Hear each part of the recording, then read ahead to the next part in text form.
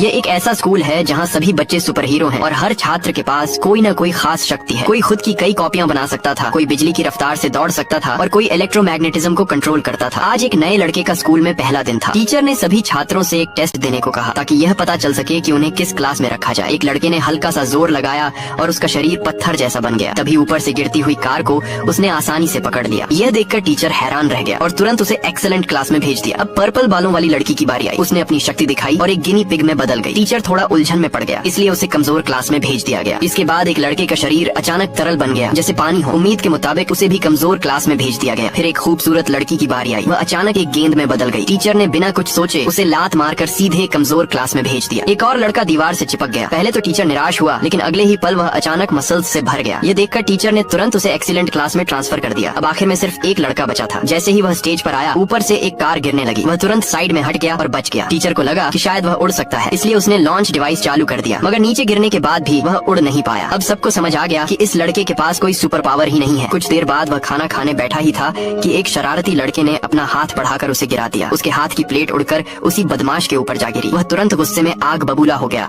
और अपनी हथेली से आग का गोला छोड़ दिया। लड़का तुरंत झुक गया और बच गया, लेकिन प्लेट टूटकर बिखर गई। लड़का उससे ताकत में कहीं कम था और वह बदमाश लगातार उसका पीछा कर रहा था। तभी लड़के की नजर एक आग बुझाने वाले यंत्र पर पड़ी। जैसे ही वह उसकी तरफ भागा, एक रबर जैसा लड़का रास्ते में आकर खड़ा हो गया। लड़का गिर पड़ा और घबराकर टेबल के नीचे घुस गया, जबकि बदमाश लगातार आग के गोले फेंक रहा था। लग रहा था कि अब वह पूरी तरह फंस चुका है।